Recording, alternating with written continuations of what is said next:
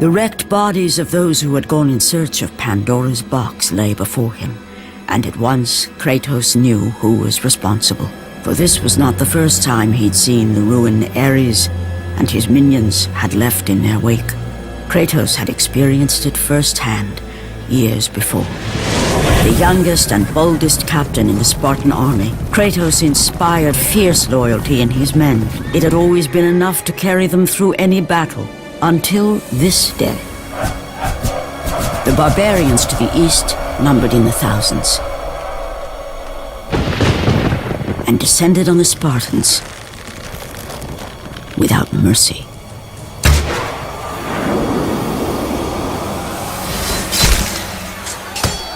The battle lasted near hours.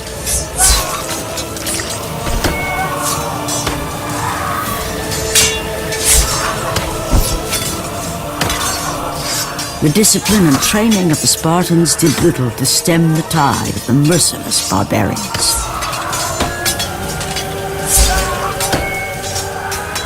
The soldiers faced a massacre, while their young captain faced the end of his brilliant career and his life. But to Kratos, victory was worth any price, even his soul.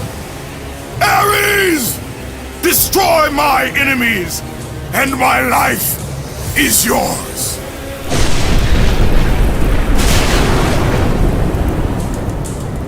That desperate call for aid would come to haunt Kratos for all his days. By the gods, what have I become?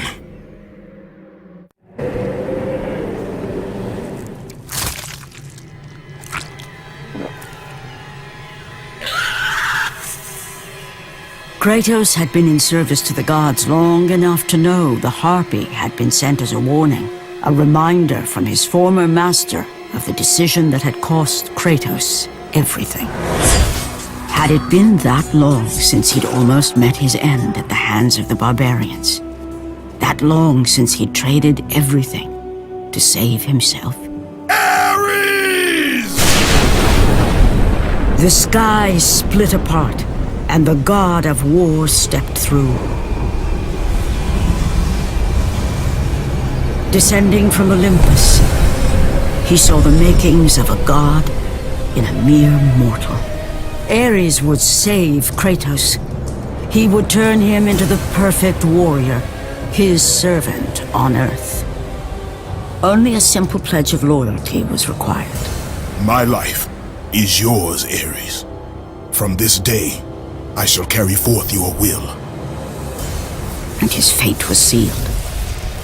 As promised, Ares rescued his new disciple, bringing forth the power of a god, destroying those who would slaughter Kratos and his men.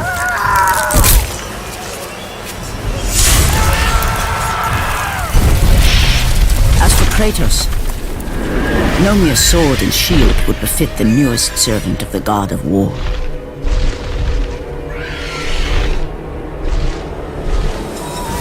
The blades of chaos, forged in the foulest depths of Hades.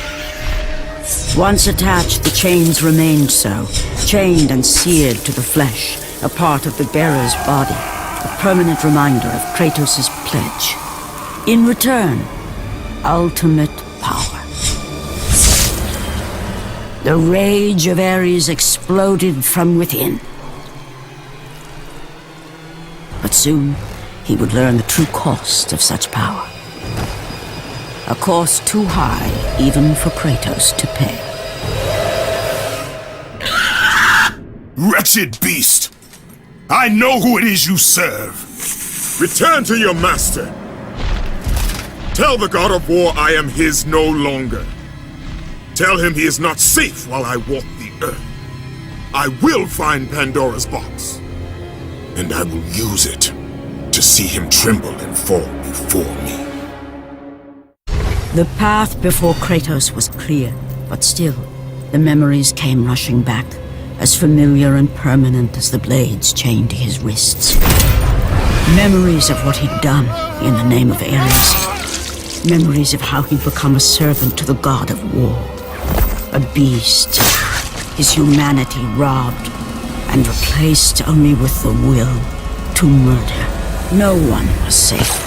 Entire armies fell before Kratos and the soldiers who followed him on his unending path of conquest, all in the name of his master. Those who offered resistance of any kind were dealt with quickly. They've built this temple to offer prayers to Athena! This entire village stands as an affront to Lord Ares! Burn this village! Burn it to the ground!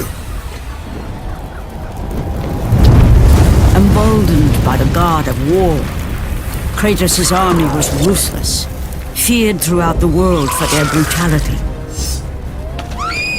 All that mattered was conquest in the name of Kratos, their great leader, who had become near invincible. He feared nothing. But there was something about this temple, something forbidden. All his instincts told him he should never cross its threshold. Never step inside. Beware, Kratos. The dangers in the temple are greater than you know. But the village oracle's warning fell on deaf ears. His ambition would not be denied. All who opposed him would die.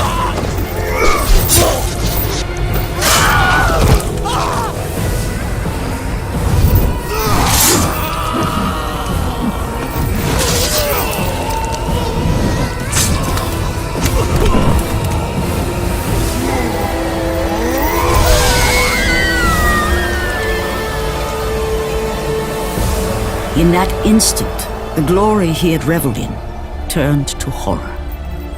The image of his two final victims would stay with him for all his days. With that act, Kratos knew he could no longer serve his master. He had but one calling now, the death of Ares.